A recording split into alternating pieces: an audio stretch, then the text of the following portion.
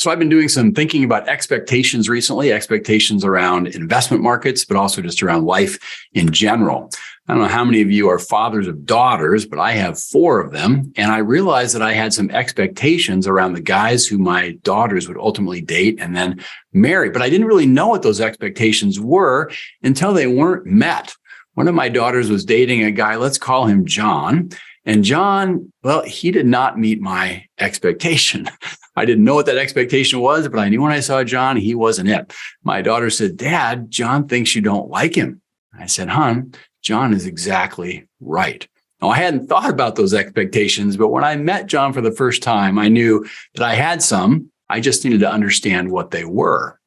You know, our expectations can really have a lot to do with how our experience of life goes. Are we going to be happy or sad? If our expectations are exceeded by reality, we're happy. If reality is somehow worse than our expectations, well, we're unhappy.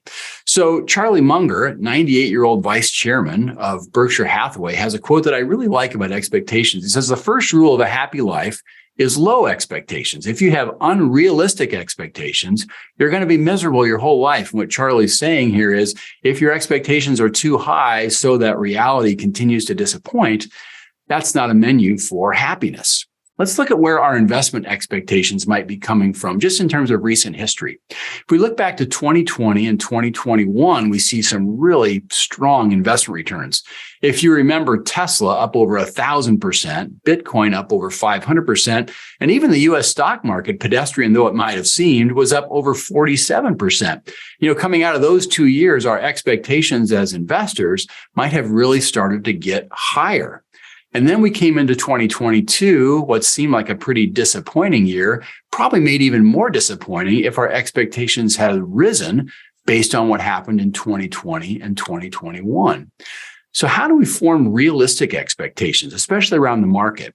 Well, one of the things that we can do is to start with something called a base rate. And a base rate is really looking at a series of numbers over time and trying to understand what those averages of those many, many observations tell us about what might be a reasonable expectation in the future. So if we look at the U.S. stock market, and we think about this idea of base rates, we look at it on a monthly basis, going back to 1926, the average compound annualized return for the U.S. stock market has been just over 10%. Within that time period, we had 728 positive months and 431 negative months. The thing to think about there is 62% of the months were positive, meaning 6 out of every 10 months, positive return, but 37%, almost 4 of every 10 months, were negative. So we're having experiences of both positive and negative months. That should be our normal expectation. The same thing if we look at stock market returns over any calendar year. Again, here's a distribution of market returns. The blue part of the chart represents positive calendar year returns. The red part represent years in which we had a negative return in the U.S. stock market. You can see about a 25-75 split. So 3 of every 4 years, we have a positive return historically, and 1 of every 4, we have a negative. So our expectation should include negative returns. If we look at the returns for 2020 and 2021 in this context, we see that those 2 returns, the box on the right, that's kind of right in the middle of that blue positive distribution. Not that great, not bad, but not great, just right in the middle. If we look at the returns so far this year, 2022, that's the box on the left, it's kind of in the middle of the red side of the distribution. Again, a return that we don't like, but it's not outside of the norm when we think about historical base rates. We also probably have some base rate expectations around volatility. These are a little bit less fun, but this chart, what it's doing with all of its noise, it's just saying that in every year, there's at least one time frame where the market goes down. And if we look in this 42-year period, 9 of those years, the market went down in the midst of the year, 20% or more. So our expectation should be about 1 in every 5 years, we're going to see a drawdown in the market of 20% or more. So let's think about what our expectations are for the next 12 months. When you think about your stock market expectations for, let's say, 2023, what do you think the market might do? Kind of get a number in your head. Now, this study is a summary of a study that was done by some researchers at Stanford, and they asked a lot of investors in the midst of 2022 what they thought their expectations were for stock market returns in the next 12 months and the next 10 years. If we look at the next year, you can see the distribution of expectations really splits along generational lines. The younger investors have a much stronger, much more positive expectation for what stock market's returns should be in the next 12 months. Baby boomers, maybe a little bit more chagrined. They have maybe more experience with the market, but they're expecting less. If you go to that 10-year number, so now we're really into that base rate kind of idea. What could I expect to receive on average over a longer period of time? Again, the younger investors tend to have more positive or higher expectations than the boomers, whose expectations are a little bit more in line with history.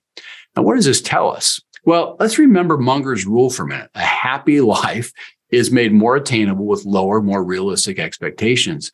My concern for these younger investors and those higher expectations is there's a likelihood of being disappointed, because if the past, that return of about 10% annual return, continues to be true in the future, even though it maybe is a positive return, if you're expecting 16 or 17%, you could be disappointed.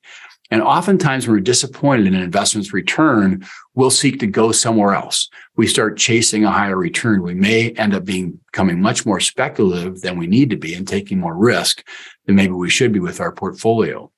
So what if instead of raising our expectations, we tried to recalibrate our expectations a little bit lower to give us the possibility of positive surprises, happier experiences, if you will. So look at the low expectations investor. And this is one that I've just kind of put on the screen for you to consider.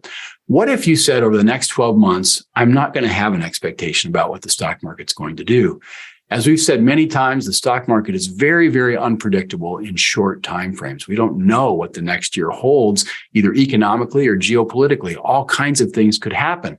If we have expectations that are high, we stand a pretty high likelihood of being disappointed because we just don't know what's going to happen. But if we look at the next 10 years, well, maybe the stock market will do what historically it's done, around 10%.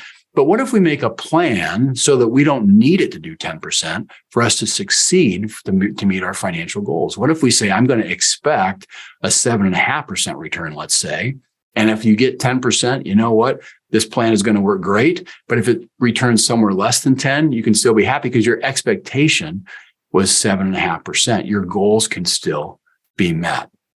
So again, as you think about maybe recalibrating your expectations for investment returns in the next year, the next 10 years, maybe keep in mind this quote from Morgan Housel: everything good in life is just the gap between expectations and reality. So if we can recalibrate our expectations just a little bit lower than those historical base rates, maybe 7.5% versus 10, expecting that kind of volatility that we talked about, then as an investor, you'll be less likely to be really disappointed, which means also you'll be less likely to make investment mistakes when those expectations are met. And ultimately, you'll have a plan that is built to succeed no matter what happens. Thanks for listening. Hope to see you again in a couple weeks.